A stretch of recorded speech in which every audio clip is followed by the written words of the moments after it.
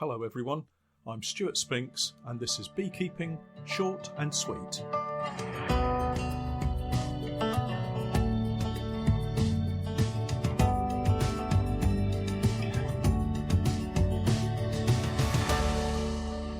Beekeeping Short and Sweet, a podcast for the inquisitive beekeeper with a short attention span. A beekeeper, in fact, just like me.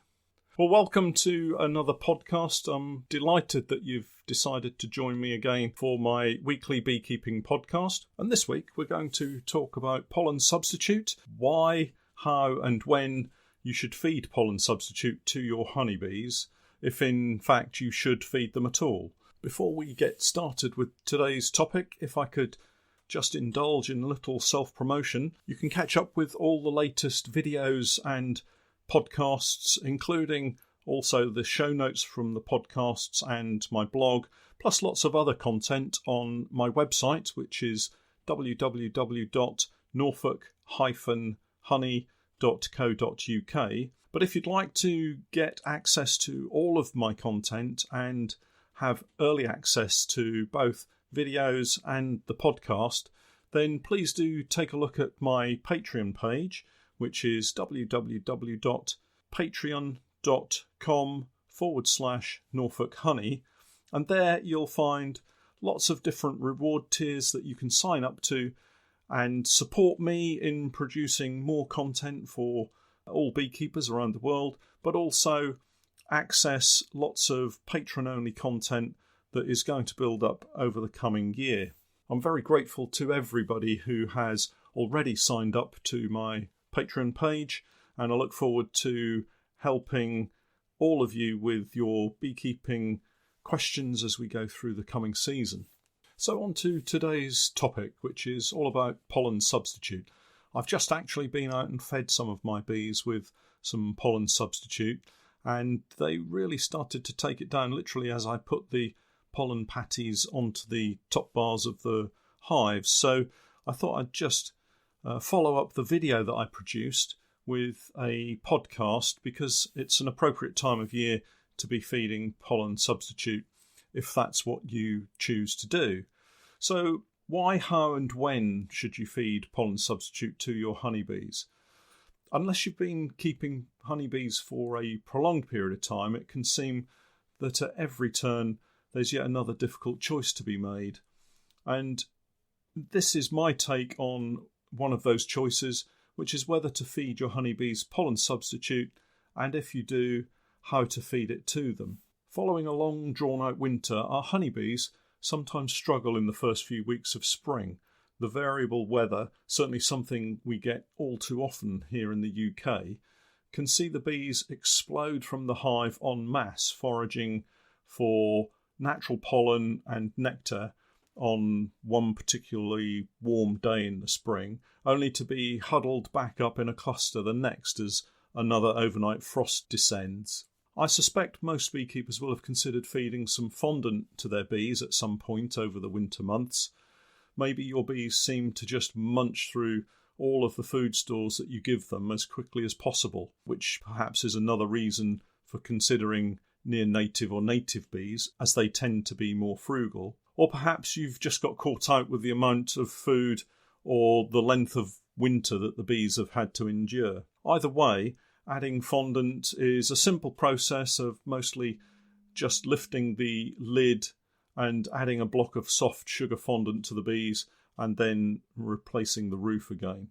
But what about pollen substitute? Why would you feed it, and when should you feed it? What does it do, and is there any need to feed it at all? Stepping back to the basics for a brief moment, most beekeepers know that honeybees collect nectar as a carbohydrate and pollen as a protein. And it's this protein early in the season that helps a colony launch itself out of the winter and into that very important growth phase through early spring. In order to produce eggs, the queen is going to need protein, and for the workers to produce brood food for the ever-expanding number of young larvae, they also need protein. But that doesn't mean you should just rush out and buy a sack of pollen substitute or start mixing your own concoction it just might not be necessary. I've often explained to beginner beekeepers who contact me or attend my courses, with all things that you do in beekeeping, there should be a reason.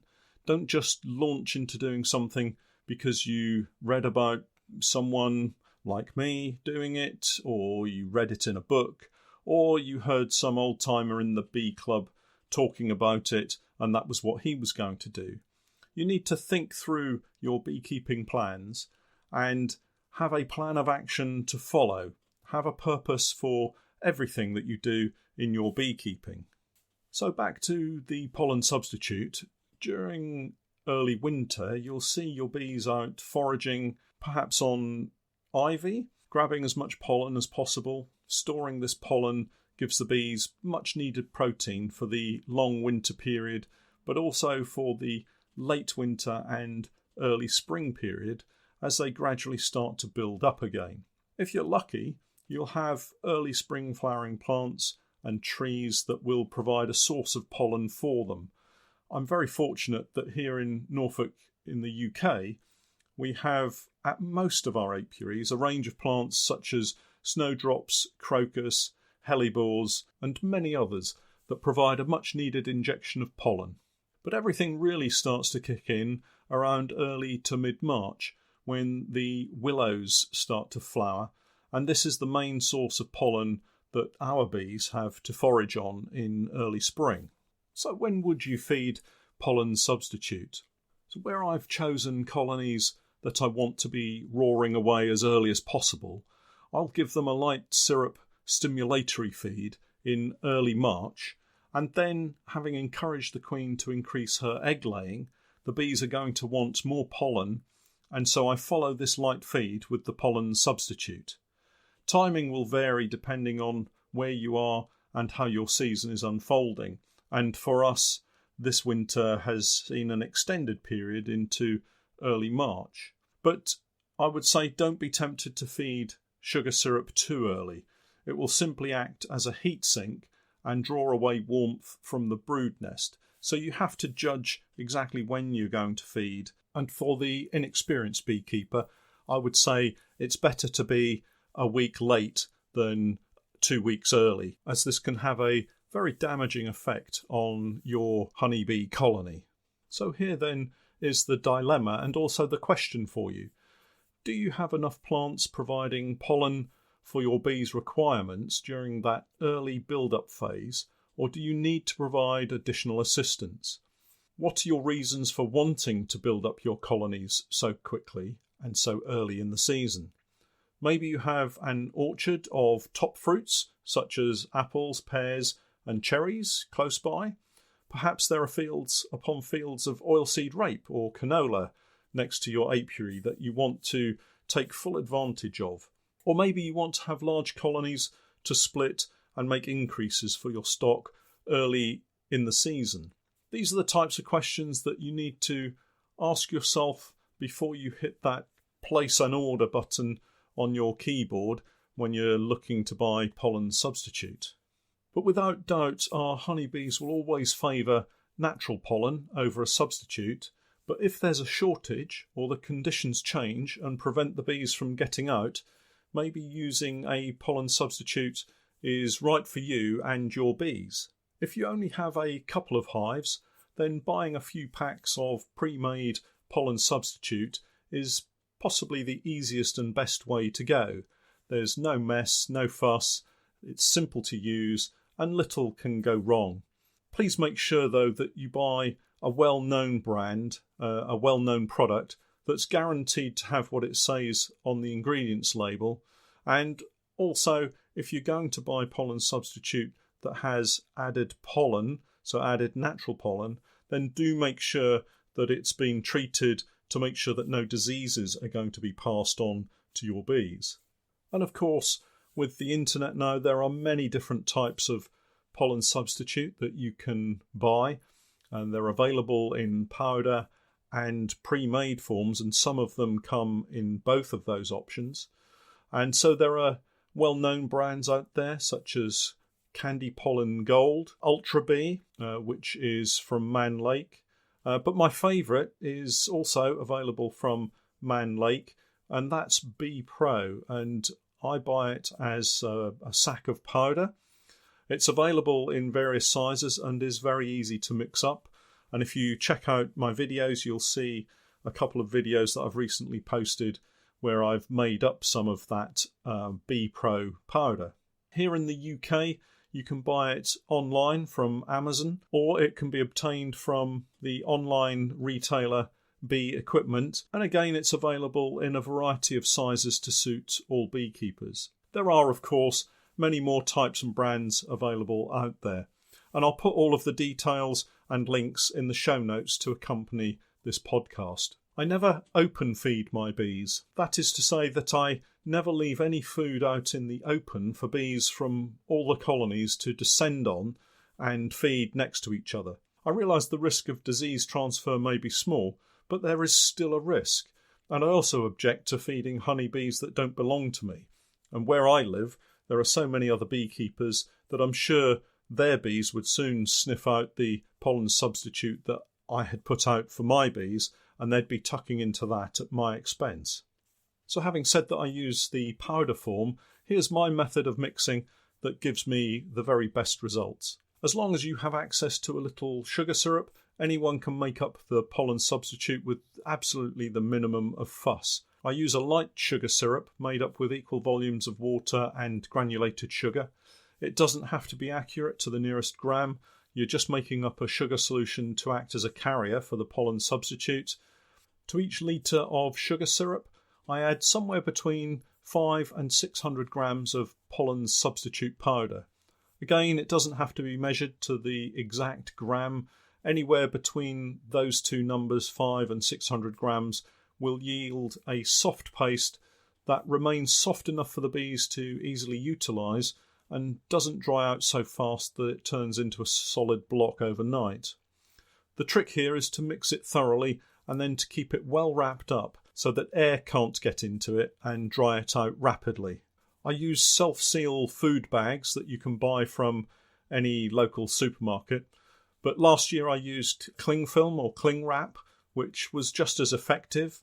I've also saved up those plastic takeaway containers with the lids that you get from maybe a Chinese or Indian restaurant. Give them a good clean out, and those are really effective to use as well. The key here is to keep the air out of the soft dough that you've made up to give the bees enough time to chomp their way through it without it going solid and becoming really hard and dry.